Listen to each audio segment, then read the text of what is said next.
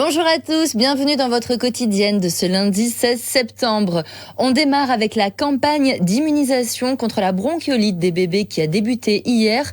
Le Beyfortus, presque introuvable dans les pharmacies l'hiver dernier, est de retour en officine. Près de 600 000 doses sont disponibles en France pour la saison 2024-2025, soit plus de 2 fois plus que l'an dernier. Michael Mimoun, pharmacien à Martigues, n'est pas assailli par les demandes, mais il peut entamer cette nouvelle campagne plus sereinement. Joe Temple est allé à sa rencontre. Quand le fabricant a lancé cette campagne sur le Beyfortus, ils avaient misé sur un certain nombre de potentielles ventes.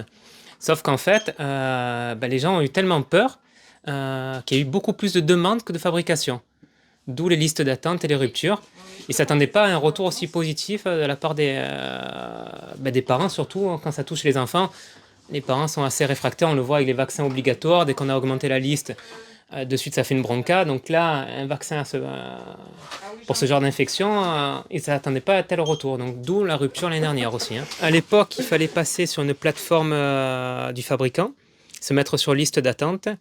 Et en fonction des quotas qui étaient libérés, on pouvait obtenir un certain nombre de produits. Maintenant, le produit est disponible directement auprès du grossiste. Donc en règle générale, on l'a en 24 heures maxi, voire même 12 heures selon les grossistes. Donc c'est beaucoup plus facile d'accès. Le Beyfortus a permis l'an dernier d'éviter près de 6 000 hospitalisations. Concernant les autres virus de la saison, notamment la grippe et le Covid-19, la campagne de vaccination sera couplée. Elle concernera les populations cibles à risque et débutera le 15 octobre prochain. À Marseille, de nouvelles fermetures de lits ont été annoncées au début du mois par la direction de l'hôpital Édouard Toulouse dans les quartiers nord. Ça concerne précisément 25 lits en unité psychiatrique. Cette unité regroupe les 15e et 16e arrondissements de Marseille. Elle concerne aussi les communes des Pennes-Mirabeau et de Septème-les-Vallons. Aujourd'hui, des syndicats, notamment le syndicat Sud Santé, tirent la sonnette d'alarme. D'après les syndicats, ils interpellent la direction d'abord à l'origine de cette décision. Ils interpellent également le gouvernement, je cite, « Laisser des patients atteints de troubles psychiatriques à l'extérieur de l'établissement, c'est de la non-insistance à personne en danger ». C'est ce qu'a déclaré Kader Benayed, secrétaire général du syndicat Sud Santé. Il demande notamment plus de moyens et la non-fermeture de cette unité. Un nouveau rassemblement est prévu après-demain à 13h devant l'hôpital Édouard Toulouse. L'intersyndicale a déposé un préavis de grève illimitée. De son côté, la direction de l'hôpital n'a pas encore répondu à nos sollicitations, mais elle devrait être présente le jour du rassemblement, d'après les syndicats. Le casse-tête du logement quand on est étudiant, des semaines, voire des mois de recherche et de candidature qui n'aboutissent à rien. Les étudiants étrangers sont d'autant plus concernés par de nombreuses difficultés. Keita et Kaya ont trouvé une solution grâce au CAPS, un programme de l'association étudiante La Fève qui permet d'accéder à une colocation pour un petit loyer en échange de bénévolat. On écoute leur témoignage au micro de Cassandre Amourou. Le parcours de Aya a été difficile dès le début. Originaire d'Algérie, elle a dû surmonter de nombreuses épreuves administratives. Déjà, le visa, c'est très compliqué. Ils demandent 7 500 dans le compte bancaire pour venir. 7 500. Je suis passée par toutes les résidences étudiantes qui existent sur Marseille et sur Aix. Aucune acceptation. Quand je te dis aucune acceptation, il y a des résidences qui demandent un garant. Par exemple, moi j'ai de la famille ici en France, ils refusent. Non, c'est pas ta mère, c'est pas ton père. Quand je suis venue ici en France, j'avais pas l'acceptation définitive de Crous que je suis logée. Je suis restée dans un centre d'hébergement 4 jours. Le but c'est les études. Ouais, on n'a pas le choix. Étudier dans de bonnes conditions, c'était aussi l'objectif de Keita, étudiante venue de Côte d'Ivoire il y a 1 an. Elle avait besoin de stabilité. Fin à la solitude, parce que là, j'étais tout le temps seule. C'était vraiment difficile d'être tout le temps seule, de ne pas pouvoir s'intégrer et tout. Et là, ce qui m'a plus attirée, c'est l'intégration, la culture, de cohabiter avec plusieurs personnes de différentes origines. C'est pour ça que je suis là, parce que j'en avais marre de rester tout le temps seule.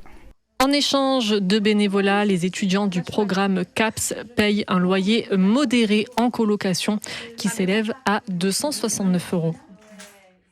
Direction Martigues avec un grand rituel annuel pour lancer la rentrée. Plus d'une centaine d'associations de la ville ont donné rendez-vous au public samedi à la Halle pour une journée à la rencontre des assos dans des domaines divers et variés. Agriculture, bien-être et loisirs, environnement, santé et social, solidarité ou encore sport. L'occasion idéale de demander au club si les sports vedettes aux Jeux Olympiques suscitent un engouement plus fort que d'habitude. Reportage Rémi Reponti. Avec 4 médailles d'or, le nageur Léon Marchand est le Français qui est le plus monté sur la première marche du podium lors des Jeux Olympiques de Paris 2024, se créant ainsi une multitude de nouveaux fans. Peut-être vont-ils débuter la natation cette année et pourquoi pas au club de Martigues Natation où Anthony Colicelli est responsable de l'école de natation. Je pense que ça va augmenter un petit peu. Après, il faut faire attention parce que c'est, entre guillemets, un effet de mode, donc il faut faire attention parce que ça peut remonter cette année et vite redescendre après, donc c'est quand même un sport qui est exigeant, donc il faut quand même faire attention et pouvoir proposer ce qu'on essaie de faire cette année sur les écoles de natation, proposer de nouvelles activités, de nouvelles manifestations qui vont attirer les plus jeunes et on va essayer de les former le mieux possible pour pouvoir accéder à la haute performance. En tout cas, leur donner les clés pour pouvoir les construire le mieux possible pour arriver vers de la haute performance.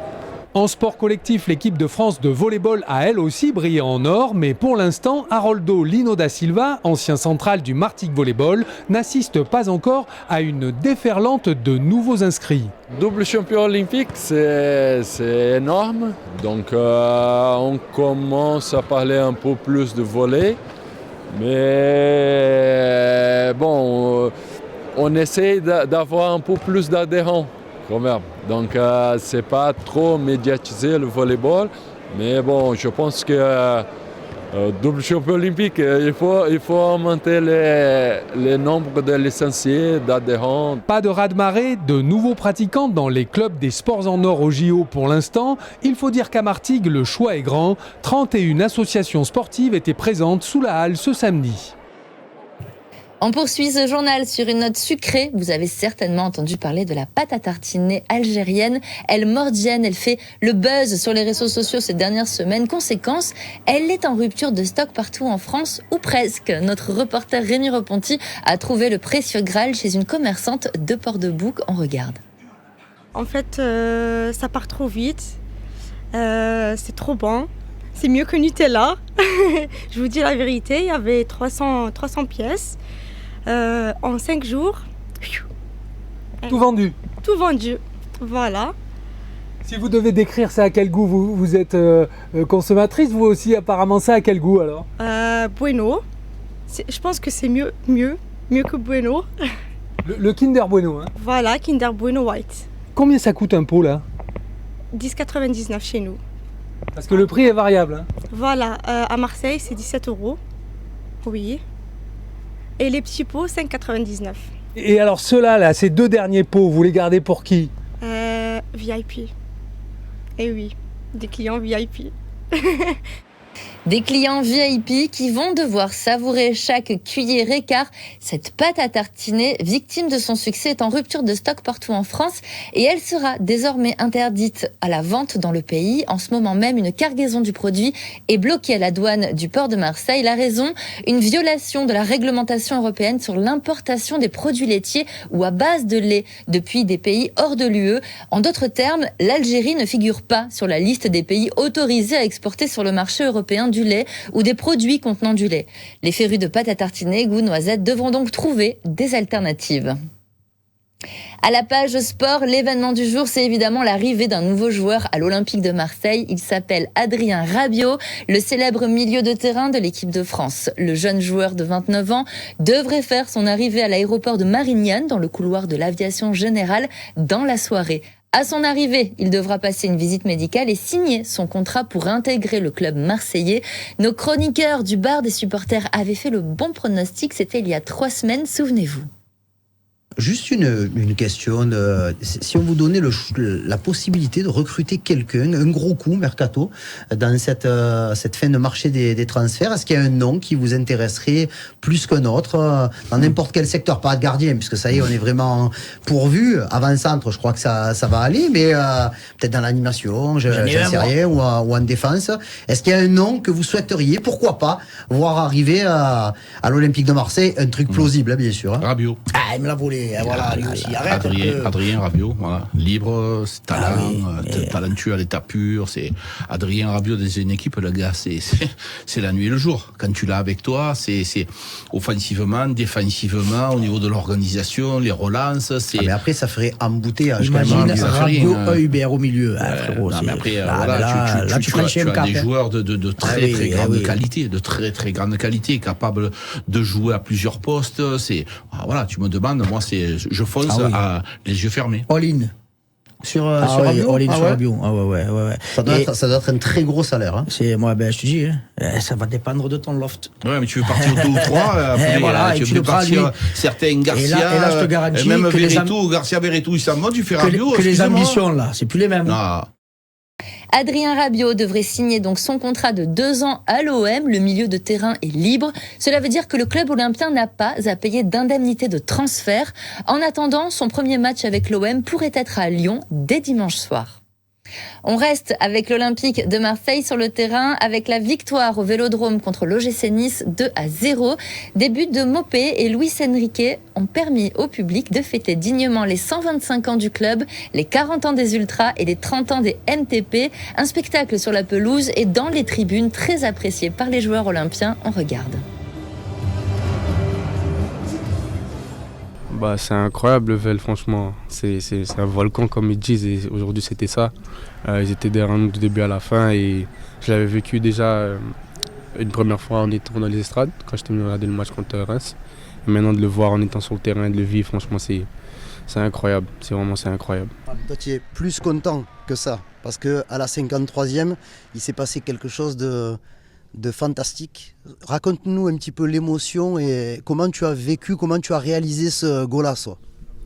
Je crois que c'est, comme j'ai dit avant là-bas, c'est une chose que tout le monde me demande de faire, tirer au but, essayer. Mais ma famille, et avant le match, je parlais avec Léo, il dit tire, frappe. Et j'ai essayé et j'ai marqué un beau but. Je suis très content. L'OM est 2e au classement de la Ligue 1 à une petite semaine de l'Olympico au Groupama Stadium face à Lyon. Allez, un mot du FCM après une trêve internationale et 15 jours sans match de championnat. Les Martégots s'inclinent pour le retour de la Ligue 2 face à Pau. Le FCM a été surclassé par les Palois 3-0. On écoute le défenseur central Leandro Morente au micro d'Enzo Buonalana. C'est un sentiment de honte, on va pas se mentir. Sans faire offense à Pau, je pense que c'est une équipe qui fait plus partie de notre championnat que les équipes comme Lorient, comme Metz, etc. Donc on avait vraiment envie de venir prendre des points. Je pense qu'on s'était bien préparé pour ça. Même si on avait encore quelques blessés, on le sait. On a complètement déjoué, on n'a pas joué, on a beaucoup trop subi. On n'a pas su mettre en place quelque chose. C'était vraiment très dur. Après, je pense qu'il ne faut pas s'affoler non plus. C'est la 4e journée, on sait très bien qu'il y a le groupe qui n'est pas forcément rodé, mais il ne faut pas s'affoler. Après, il faut quand même bien se remettre au boulot, quoi. Parce que, encore une fois, sans faire offense à Pau, je pense qu'on ne doit pas venir et prendre 3-0 ici, quoi. Direction les salles obscures pour Kaizen, le film documentaire du youtubeur Inox Tag sur son défi au sommet de l'Everest. Les places se sont vendues en un temps record dans les cinémas de la région, notamment au Pâté à Plan de Campagne ou au Palace Multiplex de Martigues. Notre animateur Jeff était sur place. Réaction à chaud des spectateurs. C'était incroyable, ouais, plein d'émotions, franchement. Non, ça donne envie de faire comme lui, de pousser ses limites. Ouais, exactement. Donc voilà. Pousser les limites et vivre aussi. C'est ça, exactement, une belle leçon de vie, franchement. À aller voir. Ouais, exactement. Il y a un paradoxe aussi, c'est de venir au cinéma, payer la place, alors que demain c'est gratuit sur YouTube. Exactement. Ouais, mais au moins ça soutient, on va dire. Donc, c'est pas du tout pareil de le vivre chez soi. Et exactement, voilà, là il y a toute la communauté qui est venue en même temps. Le son, donc, la qualité de la vidéo. Exactement, ouais. Il faut vivre et pas trop rester sur nos écrans. Mais ce qui est rigolo, c'est qu'il dit de lâcher le téléphone, mais en fait, c'est grâce au téléphone que lui. Grâce à la caméra surtout. Eh oui. En fait, c'est une question de dosage. C'est ça, exactement. Un temps d'écran limité. Et faut que ça soit utilisé à bon escient. Inox Tag, c'est quelqu'un d'inspirant. Moi, je le suis depuis ses débuts et franchement, ça a été un plaisir de le voir aujourd'hui. Et j'espère que le message il est bien passé à travers son film. Et les prochains, ça sera nous. Ah, c'était trop bien. Vraiment, j'ai trop aimé. J'ai fait que pleurer tout le long. Ah oui, trop d'émotions. Émotions sur quoi alors ? Surtout sur ce qu'il a vécu. Ça te fait prendre conscience de plein de choses sur la vie. Tu veux parler ? Franchement, on s'est régalé, c'était juste ouf. Et puis bravo aux youtubeurs. Franchement, il a beaucoup de courage, je trouve. Pour déconnecter des réseaux et tout, je trouve que c'est une bonne chose. Ouais, mais quand on sort de la salle de ciné, est-ce qu'on n'a pas envie justement de se connecter et de vérifier si on n'a pas de message Non. Ouais, non. Un petit peu. Un petit peu. Mais on n'a pas vécu la même expérience que lui, c'est peut-être pour ça. Elle t'aura fait une ascension magnifique.